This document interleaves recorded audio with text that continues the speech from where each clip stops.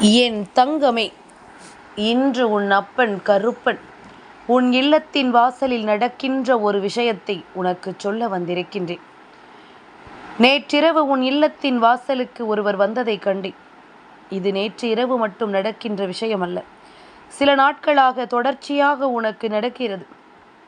அப்படியானால் இவர் யார், எதற்காக தினமும் உன் வீட்டை தேடி வருகிறார் என்பதனை தெரிந்து கொள்ள இந்த கருப்பன் நானும் ஆசை கொண்டேன். ஒன்று நல்ல சக்தி, இல்லை என்றால் தீய சக்தி, இரண்டில் ஏதாவது ஒன்றுதான் வரப்போகிறதல்லவா? ஆனால் இந்த சக்தி உன் இல்லத்தை தேடி வருவதற்கு காரணத்தை முதலில் நான் கண்டுபிடித்தேன். உன்னுடைய வீட்டிற்குள் ஒரு முடிச்சு இருக்கிறது. அந்த முடிச்சு இவருக்கு சொந்தமானது. அதை உன் வீட்டிலிருந்து எடுத்துவிடத்தான் இவர் வந்து சென்று கொண்டிருக்கிறார் என்பதனை நான் தெரிந்து கொண்டேன். அது என்ன முடிச்சு, எந்த இடத்தில் இருக்கிறது, அது ஏன் இவருக்கு வேண்டும், அதனால் இவருக்கு என்ன பலன் என்பதனை எல்லாம் இன்று நாம் நிச்சயமாக தெரிந்து கொள்ள வேண்டும். கருப்பன் சொல்ல சொல்ல உன் மனதிற்குள் இந்த விஷயம் நின்று விட்டது என்றால் நிச்சயமாக உன்னை சுற்றி வரக்கூடிய பல விஷயங்களையும் நீ இதனை தொடர்ந்து கண்டுகொள்வாய். உனக்கு நடக்கக்கூடிய இந்த விஷயங்கள் எல்லாம் உனக்கு நிச்சயமாக தெரிய வேண்டும். ஏனென்றால் நீ பல விதங்களிலும் குழம்பி போய் இருக்கிறாய். ஆனால் உனக்கு நடக்கக்கூடிய விஷயம் என்னவென்று உனக்கு தெரியாத பொழுது அதனை என்னவென்று எடுத்துச் சொல்ல வேண்டிய கடமை இந்த கருப்பனுக்கு இருக்கின்றது. என்னுடைய கடமையை நான் விட்டுவிடக் கூடாதல்லவா? நான் எப்பொழுதும் இதை உனக்கு சரியாக சொல்லிவிட வேண்டும் அல்லவா? அதனால் தான் உன் அப்பன் இப்பொழுது உன் முன்னால் வந்து நிற்கின்றேன். என் குழந்தையே, சில நாட்களாக உன்னுடைய மனதிற்குள்ளும் ஒருவரை அதிகமாக நீ தேடிக்கொண்டிருக்கின்றாய். ஒருவேளை அவராக இருக்கலாம். அவர் யார், நீ யாரை அதிகமாக தேடுகிறாய்? என் வாக்கினை கேட்பதற்கு முன்பாக உனக்கு புரிந்துவிட்டது என்றால் எனக்கு பதிவிடு அவர் யார் என்று. என் குழந்தையே, இவருக்கு சொந்தமான முடிச்சை ஒன்றை நீதான் போட்டு வைத்திருக்கிறாய். ஆனால் அதை அதனிடம் கொண்டு நீ சேர்க்கவில்லை. அவரிடம் கொண்டு அதை நீ கொடுக்கவில்லை என்பதும் ஒரு காரணம். சரி, எல்லாமுமே ஒரு விஷயத்தை உனக்கு உணர்த்த வேண்டும். எப்பொழுதுமே நாம் ஒரு விஷயத்தை ஒருவருக்கு செய்ய வேண்டும், கொடுக்க வேண்டும் என்று முடிவெடுத்து விட்ட பிறகு அந்த விஷயத்திலிருந்து ஒருபொழுதும் நாம் மாறக்கூடாது. நம்முடைய சூழ்நிலைக்கு தகுந்தாற் போல நம்மை மாற்றிக்கொள்ளக்கூடாது. மனதாள நினைத்து விட்டால் கூட அதை செய்துவிட வேண்டும். யாருக்கும் எந்த குறையும் வைக்கக்கூடாது. மனிதர்களுக்கே அதை நாம் செய்யாத பொழுது தெய்வத்திற்கு செய்யலாமா? தெய்வத்திற்கு செய்த ஒரு விஷயத்தை அவர்களிடம் சமர்ப்பிக்காமல் இருக்கலாமா? இப்படித்தான் எந்த சூழ்நிலையிலும் என்னவாக இருந்தாலும் அதை அவர்களுக்கு கொடுக்க வேண்டும் என்று முடிவெடுத்த பிறகு அதை அவர்களுக்கு செய்யாமல் இருக்கக்கூடாது. கருப்பன் எதை பற்றி சொல்கிறேன் என்று இப்பொழுதாவது புரிகிறதா? யாரென்று தெரிந்ததா? சரி, இன்னமும் நான் உனக்கு சில விஷயங்களை சொல்கின்றேன். என் குழந்தையே, பொதுவாக சில பிள்ளைகள் சில நேர்ச்சைகளை ஒரு குறிப்பிட்ட தெய்வத்திடம் வைத்திருப்பார்கள்.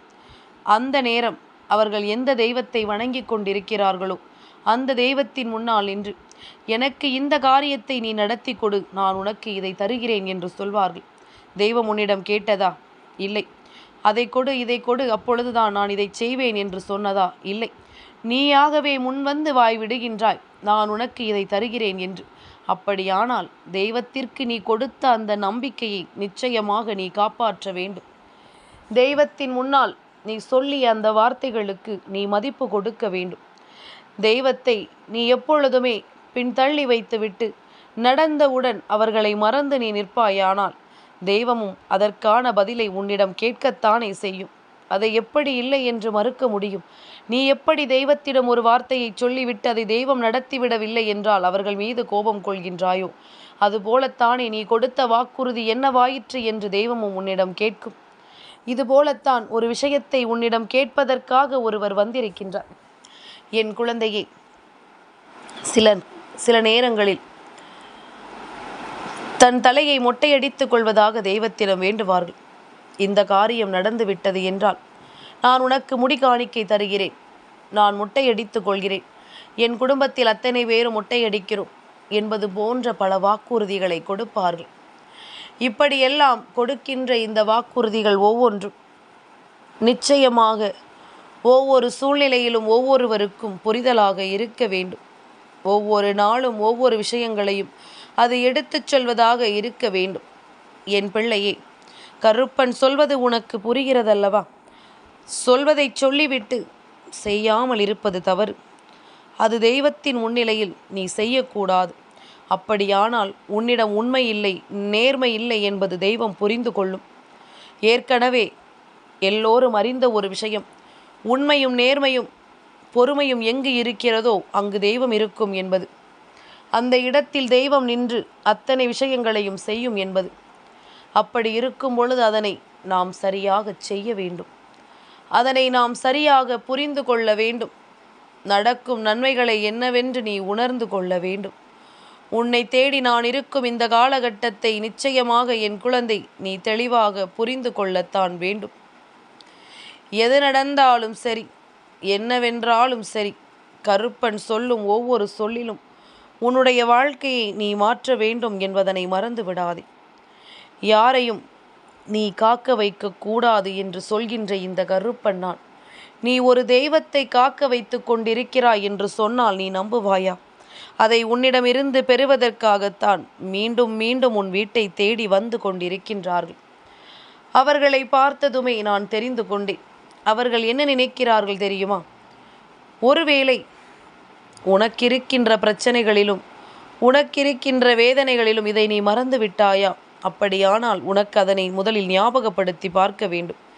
அதை உனக்கு ஞாபகப்படுத்திய பிறகும் உனக்கு அந்த விஷயங்களை பற்றிய புரிதல் வரவில்லை என்றால், அதை ஞாபகப்படுத்திய பிறகும் உனக்கு அதை பற்றிய சிந்தனைகள் வரவில்லை என்றால், நிச்சயமாக அதனை உன்னிடமிருந்து பெற வேண்டிய முயற்சியை அவர்கள் கைவிட்டு விடுவார்கள். ஏன் தெரியுமா? அந்த முயற்சியை கைவிடுவதோடு மட்டுமல்லாமல், எந்த வேண்டுதலை நிறைவேற்றி கொடுத்தார்களோ அதில் உனக்கு சில சிக்கல்களை உருவாக்கி ஞாபகப்படுத்த நினைப்பார்கள். அப்பொழுதும் உனக்கு ஞாபகம் வரவில்லையா? அதன் பிறகு நீ ஆயிற்று, தெய்வமாயிற்று என்பது போல பல துன்பங்கள் உனக்கு வரும். நீ எப்பொழுது அதை செய்து கொடுக்கிறாயோ அதன் பிறகுதான் அவர்கள் உனக்கு நிம்மதியை கொடுப்பார்கள். இது உண்மை. தெய்வம் இப்படியெல்லாம் செய்யுமா? தெய்வம் இப்படியெல்லாம் துன்பத்தை கொடுக்குமா என்று நீ கேட்கலாம். நீ செய்தது மட்டும் முறையாகுமா? தருகிறேன் என்று சொல்லிவிட்டு ஏமாற்றுவது நியாயமாகுமா? நீ என்ன பொன்னை கொடுக்கிறேன், பொருளை கொடுக்கிறேன் என்றா சொல்லி இருப்பாய்? குறைந்தபட்ச முடிகாணிக்கை அல்லது ஒரு சிறு அளவிலான ஒரு பொருளை வாங்கி தருவதாக சொல்லி இருப்பாய். அல்லது நான் இந்த தேதியில் உன்னை வந்து சந்திக்க வருகிறேன் என்று சொல்லி இருப்பாய். இப்படி போன்ற விஷயங்களை சொல்லி இருக்கும் பொழுது அதை நிறைவேற்ற வேண்டியது உன்னுடைய கடமை. அதை நிறைவேற்றி கொள்ள வேண்டியது உன்னுடைய பொறுப்பு. இதையெல்லாம் சரியாக செய்கின்றவர்களுக்கு நிச்சயமாக வாழ்க்கையில் எந்த கஷ்டங்களும் இருக்காது. அவர்களுக்கு வாழ்க்கையில் எந்த துன்பங்களும் இருக்காது. வருகின்ற துன்பங்கள் கூட ஒன்றுமில்லாமல் போகும். வருகின்ற பிரச்சனைகள் கூட காணாமல் போகும். இப்படியாக ஒவ்வொரு விஷயங்களும் ஒவ்வொரு சூழ்நிலையிலும் உனக்கு என்னவாகும் என்பதனை நீ தெரிந்து புரிந்து நடந்து கொள்ள வேண்டும். இங்கு என்ன நடக்கிறது என்பதனையும் நீ நிச்சயமாக கவனமாக புரிந்து கொள்ள வேண்டும். நடக்கும் நல்லதை உனக்கு நான் எடுத்துச் சொல்ல வேண்டி வருகின்ற இந்த நேரம், இனி உனக்கு கிடைக்கும் எல்லாவற்றிலும் மிகப்பெரிய சந்தோஷம் உனக்கு கிடைக்கும் என்பதனை நீ மறந்து விடாதே. கருப்பன் சொல்ல சொல்ல உன் வாழ்க்கையில் உனக்கு மிகுதியான மனநிறைவு இனிமேல் கிடைக்க வேண்டும். கருப்பன் சொல்லும் ஒவ்வொரு சொல்லிலும் இந்த வாழ்க்கை உனக்கு மிகப்பெரிய நம்பிக்கையை கொடுக்க வேண்டும். இனி என்னவாகும் ஏதுவாகும் என்ற உன்னுடைய கலக்கங்களை எல்லாம் தீர்த்து உனக்கு நான் சொல்லும் அத்தனை விஷயங்களும் மிகச்சரியான புரிதலை கொடுத்து உன்னை வாழ வைக்கும் என்பதனை நீ மறக்கக்கூடாது. கருப்பன் இன்று உனக்கு நினைவுபடுத்துகிறேன். எந்த தெய்வத்திற்கு இது போன்ற ஒரு வேண்டுதலை வைத்துவிட்டு மறந்து போயிருக்கிறாய் என்று சற்று சிந்தித்து பார். என் குழந்தையே, நீ நினைக்கலாம் நான் எல்லாம் அப்படி ஒன்றும் சொல்லவில்லை என்று. என் குழந்தை, நீ சொல்லியது உண்மை. ஆனால் அதை செய்வதற்கு மறந்ததும் உண்மை. அதற்கான நேரத்தையும் எதிர்பார்த்து நிற்கிறாய். ஒரு பெண் பிள்ளை ஒன்று தனக்கு ஒரு கஷ்டம் வரும் பொழுது தன்னுடைய தலையில் அதிகமாக சோதனைகள் வருகிறது, அதாவது புண்கள் அதிகமாக இருக்கின்றது, வேதனையோடு இருக்கின்ற அந்த பிள்ளை என்ன சொல்கிறது தெரியுமா? எனக்கு இது சரியான பிறகு நான் என்னுடைய முடியை உனக்கு காணிக்கையாக கொடுத்து விடுகின்றேன், இந்த துன்பத்திலிருந்து என்னை விரைவாக மீட்டெடு என்று கேட்கின்றது. தெய்வமும் அதை எதிர்பார்த்து செய்யவில்லை என்றாலும் அந்த பிள்ளை படுகின்ற கஷ்டத்தில் இருந்து அந்த பிள்ளையை மீட்டெடுக்க நினைக்கிறது. ஆனால் சில நாட்கள் கடந்து சென்றது. அந்த பிள்ளைக்கு எல்லாமும் குணமாகியதோடு மட்டுமல்லாமல் மீண்டும் பழைய நிலைக்கு வந்து சந்தோஷமாக ஒரு வாழ்க்கையை வாழ்ந்து கொண்டிருக்கின்றார்கள். தெய்வத்திற்கு நாம் சொல்லியதை அவர்கள் மறந்து விட்டார்கள். தெய்வத்திடம் நாம் எதை நடத்துவேன் என்று சொன்னோம் என்பதனை மறந்து விட்டார்கள். காரணம் என்ன தெரியுமா? பொதுவாக பெண் பிள்ளைகள் தன்னுடைய முடியை இழப்பது ஒன்றும் அவ்வளவு சாதாரணமான விஷயம் அல்ல. அவர்களின் முகத்திற்கு அழகை கொடுப்பதே அந்த கூந்தல் தான் என்பது தானே அவர்கள் அறிந்தது. அப்படி இருக்கும் பொழுது அதையே இழக்க துணிவார்களா என்ன? அந்த கஷ்டத்தில் விட்ட வார்த்தைகள், அந்த நேரத்தில் சொல்லிய வார்த்தைகள், அந்த நேரத்திற்கான மட்டுமே அவர்கள் சொன்ன வார்த்தைகள் என்பது தானே உண்மை.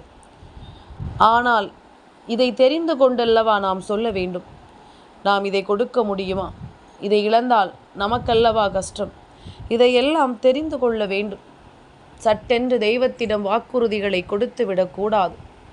சட்டென்று தெய்வத்திடம் எந்த ஒரு விஷயங்களையும் நாம் சொல்லிவிடக்கூடாது. என்ன நடக்கிறது, ஏது நடக்கிறது என்பதனை நாம் கவனமாக புரிந்து கொள்ள வேண்டும். என் பிள்ளையே, உன் கருப்பன் உன் முன்னால் நின்று உனக்கு எடுத்துச் சொல்லும் காரியங்கள் ஒவ்வொன்றும் உன் வாழ்க்கையில் நடக்கின்ற உண்மைகள். ஒருவேளை நீ செய்யாமல் இருக்கலாம், ஆனால் உன் வீட்டில் யாரும் இது போன்ற விஷயங்களுக்குள் தலையிட்டு அதனை செய்திருக்கக்கூட வாய்ப்புகள் இருக்கிறதல்லவா? அதனால் தான் கருப்பன் உனக்கு இதனை இப்பொழுது சொல்லிக் கொண்டிருக்கின்றேன். அவருக்கு சொந்தமான ஒரு விஷயம் உன் வீட்டிற்குள் இருக்கிறது. முடிச்சு என்று நான் சொன்னதற்கு என்ன காரணம் தெரியுமா? சில பிள்ளைகள் மஞ்சள் வண்ண துணியில் பணத்தை முடிந்து வைத்து குலதெய்வத்திற்காக நேர்ச்சை வைத்திருப்பார்கள். இந்த காரியம் நடந்தால் இதை உனக்கு நான் கொண்டு வந்து சேர்க்கிறேன் என்று. ஆனால் அந்த காரியம் நடந்த பிறகும் கூட அதை கொண்டு சேர்க்காமல் அங்கேயே வைத்திருப்பார்கள். காரணத்தை கேட்டால் எனக்கு அங்கு செல்வதற்கு நேரம் கிடைக்கவில்லை என்று சொல்லிவிடுவார்கள். இது போன்ற விஷயங்களை எல்லாம் எப்படி ஏற்றுக்கொள்ள முடியும்?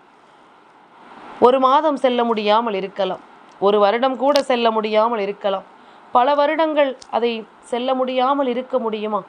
வாய்ப்புகளை நாம் தானே உருவாக்க வேண்டும். சூழ்நிலைகளை நாம் தானே நமதாக்க வேண்டும். இதையெல்லாம் புரிந்து தெரிந்து கொண்டு இந்த வாழ்க்கையில் தனக்கு வேண்டிய விஷயங்களை தன்னை சுற்றி நடத்திட ஒவ்வொருவரும் தயாராகிவிட வேண்டும். என்னவானாலும் சரி, தெய்வத்திற்கு கொடுத்த வாக்கு கொடுத்த வாக்கு. நீ வேண்டுமானால் மறக்கலாம், தெய்வம் மறக்காது. ஏதாவது நேர்ச்சைகளை வைத்துக்கொண்டு தெய்வத்திற்கு செய்யாமல் இருப்பாயானால் அதனை முன்னின்று முதலில் நீ செய்ய தொடங்கு. பெரிய பெரிய அளவில் எல்லாம் எந்த நேர்ச்சைகளையும் நீ வைத்திருக்கப் போவது கிடையாது.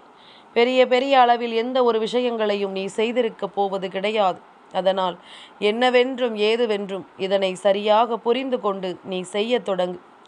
உனக்கு நிச்சயமாக நல்லது நடக்கும் என்பதனை நீ தெரிந்து கொள்வாய். சர்வ நிச்சயமாக இந்த வாழ்க்கை உனக்கு நம்பிக்கை கொடுக்கும் என்பதனை நீ புரிந்து கொள்வாய். எந்நாளும் உனக்காக இந்த கருப்பன் நான் வருகின்ற இந்த நேரம் உனக்கு இந்த வாழ்க்கையின் அதிர்ஷ்டங்களை என்னவென்று நான் காண்பித்து கொடுப்பது போல நீ செய்கின்ற தவறுகளையும் சுட்டி காட்டுவது என்னுடைய வேலைதானே. என் பிள்ளைக்கு ஒரு தவறு நடந்துவிடக் கூடாதல்லவா? என் பிள்ளையின் வாழ்க்கையில் ஒரு கஷ்டம் வந்துவிடக் கூடாதல்லவா? அதையும் நாம் என்னவென்று சரி செய்து கொடுக்க வேண்டிய பொறுப்பு என்னுடையது. அதனால் இந்த பொறுப்பிலிருந்து நான் ஒருபோதும் தவற மாட்டேன். இதை ஒருபோதும் நான் விட்டுவிட மாட்டேன். என்னவென்றும் ஏதுவென்றும் நடக்கும் ஒவ்வொரு நிகழ்வுகளையும் நீ சரியாக புரிந்து கொள்ள தொடங்கும் இந்த நேரம் இனி உனக்கு என்ன நடக்கிறதோ அவை அத்தனையையும் நீ சரியாக உணர்ந்து கொண்டாயானால் இதிலிருந்து உனக்கு பல மாற்றங்கள் நிச்சயமாக கிடைக்கும் என்பதனை நீ தெரிந்து கொள்வாய். இந்த நேரம் இது போன்ற விஷயங்கள் ஒவ்வொன்றும் உன்னை தொடர்ந்து வரக்கூடிய இந்த காலம் இனி உனக்கு நல்லது நடக்கப் போவதையும் நீ கவனிக்க வேண்டும். ஏனென்றால் நீ மறந்து போன பல விஷயங்களை இன்று கருப்ப நினைவுபடுத்தி இருக்கிறேன்.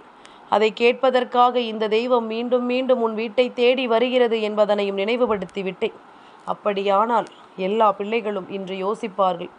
தான் மறந்தது என்னவென்பதனை நிச்சயமாக சிந்திப்பார்கள். அத்தோடு எதையெல்லாம் செய்ய வேண்டும், இந்த வாழ்க்கையில் என்னவெல்லாம் கொடுக்க வேண்டும் என்பதனையும் அவர்கள் நிச்சயமாக யோசிப்பார்கள் அல்லவா? இந்த நேரம் எதை நடத்துவதாக இருந்தாலுமே அதை நாம் சரியான புரிதல் கொண்டு நமக்கு விரும்பியபடி நாம் மாற்றிவிட வேண்டும் என்பதனை மறக்கக்கூடாது. நாம் எதிர்பார்ப்பது போல எதையுமே நாம் விட்டுவிடக்கூடாது.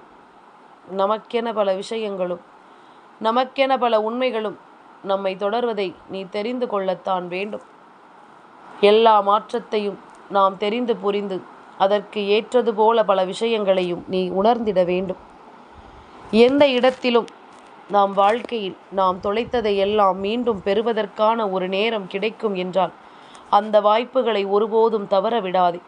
அந்த சந்தர்ப்பங்களை நழுவ விடாதே. அப்படி நீ விட்டுவிட்டாயானால் மேலும் மேலும் உனக்கு கஷ்டங்களும் வேதனைகளும் சோதனைகளும் தான் வரும் என்பதனை நீ மறந்து விடாதே. உனக்கு வேண்டியபடி எல்லா விஷயங்களும் மிகச்சரியான திருப்பங்களை கொடுத்து உன்னை வாழ வைக்கும் என்பதனை நீ மறந்து விடாதே. நம்பிக்கை கொண்டு நல்லதை நடத்த எந்நாளும் இந்த கருப்பன் உனக்கு உடன் இருக்கும் பொழுது நீ எதையும் தொலைக்காமல் உன் வெற்றிக்கு உன்னை முன்னெடுத்து சென்றால் அது போதும். கருப்பன் சொல்லும் ஒவ்வொரு சொல்லும் உன் வாழ்க்கையை நிச்சயமாக மாற்றி உனக்கான மகிழ்ச்சியை தெளிவுபடுத்தி கொடுக்கும். என்றுமே இந்த கருப்பன் உனக்காக வருகிறேன் என்பதனை நீ மறந்து விடாதே. என்றுமே இந்த கருப்பன் உனக்காக நல்ல மாற்றங்களை தருகிறேன் என்பதனை நீ மறந்து விடாதே. எந்த நேரமும் கருப்பன் சொல்லித்தருகின்ற விஷயங்கள் ஒவ்வொன்றையும் நீ தெளிவாக புரிந்து கொண்டு வாழ நினைக்கும் இந்த வாழ்க்கை உனக்கு எப்பொழுதும் நல்ல மாற்றத்தை நடத்தும் என்பதனை நீ மறந்து விடாதே. கலங்காத நேரம் கருப்பன் சொல்லும் எல்லா விஷயங்களும் உனக்குள் நின்று உன்னுடைய மகிழ்ச்சியை நடத்தும் என்பதனை நீ புரிந்து கொள். எதையும் தொடர்ந்து எந்த விஷயத்தையும் அவசரமாக செய்கிறோம் என்று சொல்லி செய்து தெய்வத்திற்கு செய்யக்கூடிய விஷயங்களை மறந்து நிற்காது.